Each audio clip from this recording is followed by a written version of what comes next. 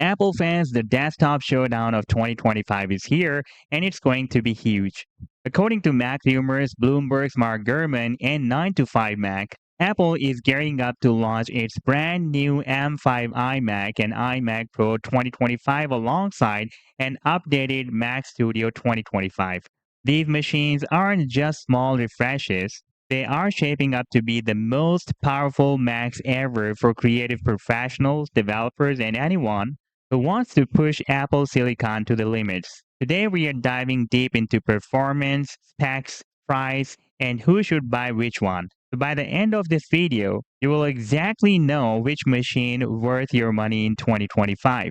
Let's take a look at the design and display, and first, let's start with M5 iMac 24-inch. Apple is keeping the iconic slim, colorful, all-in-one look, but packing in more power with the M5 chip. It's expected to still use a 4.5K Retina display, perfect for daily use and light pro work. Now let's take a look at the design and display of iMac Pro 2025. A bigger, more professional machine.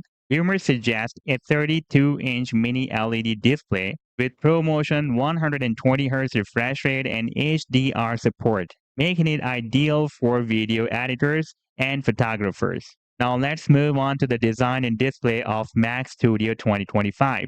No built-in display. It's a compact powerhouse that you can pair with the Pro Display XDR or any monitor of your choice, giving you more flexibility in a pro workflow. Now let's take a look at the performance, and this will be really a silicon war. First of all, let's take a look at the performance of M5 iMac, which is great for students, designers, and casual creators. Still powerful, but not aimed at heavy 8K editing or complex 3D rendering.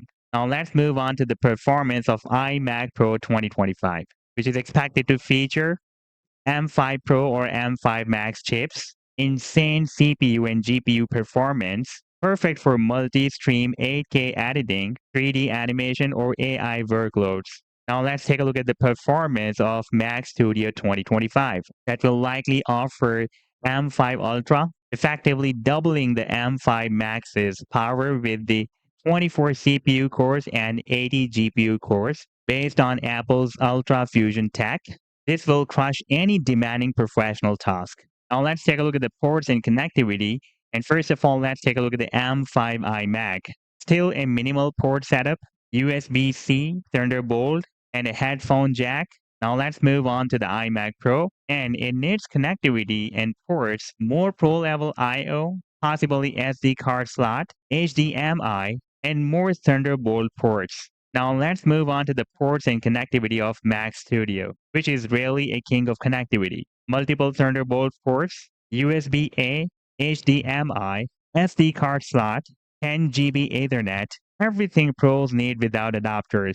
Now let's move on to the price and value of these devices. And first of all, let's take a look at the price and value of M5 iMac. An expected starting price of this device is around $1,299. That's for casual to mid-level creators.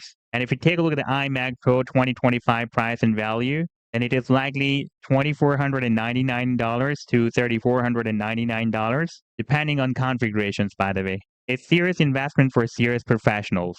Now, let's take a look at the price and value of Mac Studio 2025, which is around $1,999, but Ultra configurations going over $5,000. That's for extreme workloads. Now, the most important question is which should you buy? If you want all-in-one beautiful desktop for everyday and creative work, the M5 iMac will be suitable for you. If you need a bigger display, ProMotion, and higher performance without going full modular, then iMac Pro 2025 will be best fit for you. But if you want the absolute top-tier performance and flexibility with your own monitor setup, then Mac Studio 2025 will be best for you.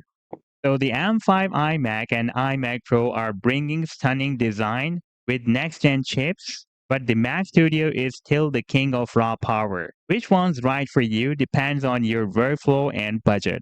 Let me know in the comments. Would you rather have the all-in-one beauty for the iMac Pro or the modular muscle of the Mac Studio? And don't forget to like and subscribe for the latest Apple's news and comparisons, and I'll catch you in the next one.